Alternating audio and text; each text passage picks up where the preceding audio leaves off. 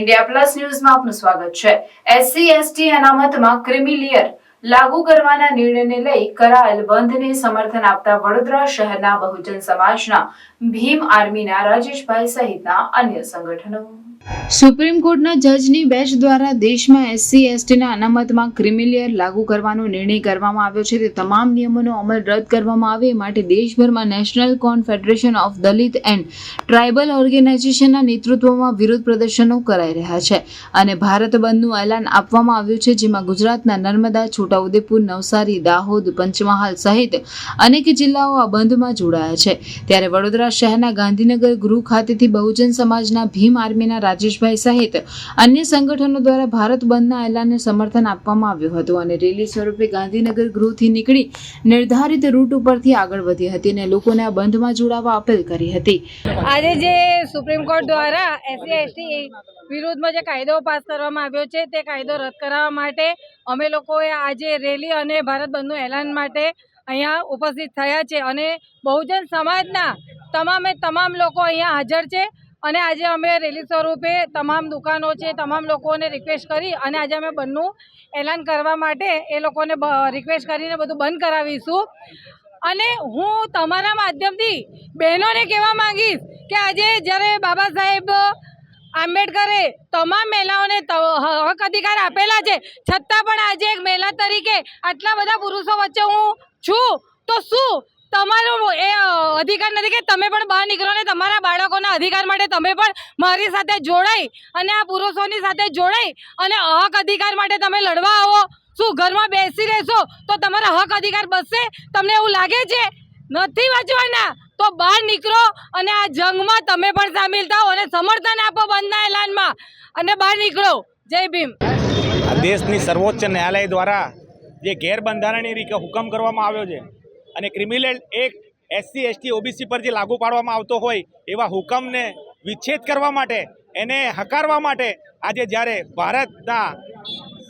અનુસૂચિત જાતિ જનજાતિના રાજકીય આગેવાનોથી લઈ અને તમામ સામાજિક સંગઠનોએ ભારત બંધનું જ્યારે એલાન આપ્યું ત્યારે વડોદરા ખાતે તમામ સામાજિક સંગઠનો, ખાસ કહીશો ભીમ આર્મીના જે રાજેશભાઈ અને બીજા અન્ય સંગઠનો,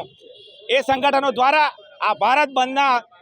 એલાનને આજે સમર્થન છે। આજે આ જે હુકમ કરવામાં આવ્યો છે, જ્યારે આ દેશ સંવિધાનથી ચાલતો હોય, સંવિધાનની અંદર લોકશાહી ઢબે જ્યારે ચૂંટણીથી ચૂંટાયેલા સંસદ સભ્યો જ્યારે એના નિર્ણય લેતા હોય, જ્યારે કાયદો મંજૂર કરતા હોય, ત્યારે તેવા કાયદાને આજે ગેરબંધારણીય રીતે જે સુપ્રીમ કોર્ટના જજો દ્વારા જે હકારવામાં આવ્યો છે, એની માટે આજે ભારત બંધનું એલાન છે અને આજે વડોદરા ખાતેથી મોટી સંખ્યામાં સામાજિક આગેવાનો અહીંયા સમર્થનમાં ઉભેલા છે। આજે આનો નિર્ણય યોગ્ય સમયે લેવામાં નહીં આવે તો આની તમામ જવાબદારી આગળના જે પણ આંદોલનો થશે, સરકારી મિલકતોને નુકસાન કરવામાં આવશે, રોડ રસ્તા પર જે જાનહાનિ થશે, આ તમામ જવાબદારી ચૂંટાયેલી પાકના સત્તાધારી પક્ષના અધિકારીઓની હશે અને ચૂંટાયેલી પાકના જે ચૂંટાયેલા નેતાઓની રહેશે। એટલે આ વસ્તુનો તાત્કાલિક નિર્ણય લઈને આ હુકમને, જે સુપ્રીમ કોર્ટનો ખોટો ગેરબંધારણીય હુકમ છે, તેને રદ કરવાની માંગણી સાથે આજે વડોદરાના તમામ સામાજિક સંગઠનો રોડ રસ્તા પર આવેલા છે। જય ભીમ, જય સંવિધાન, જય મૂળ નિવાસી ભીમ આર્મી ભારત કમિશન અને વડોદરા જિલ્લાના SC/ST OBC માઇનોરિટી સમાજ દ્વારા આજે રોજ 21 ઓગસ્ટ ભારત બંધનું એલાન જે ક્રિમિનલ એક્ટ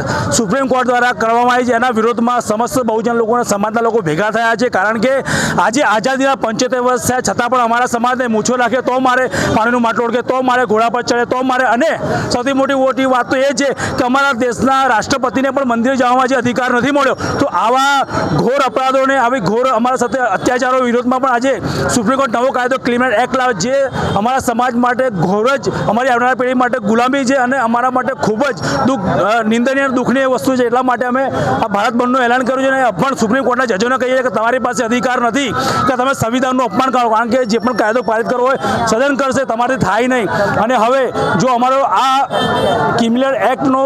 કાયદો પાછો નહીં લે તો આવનાર સમયમાં સમસ્ત ભારતમાં જ્વલનશીલ આંદોલન થશે।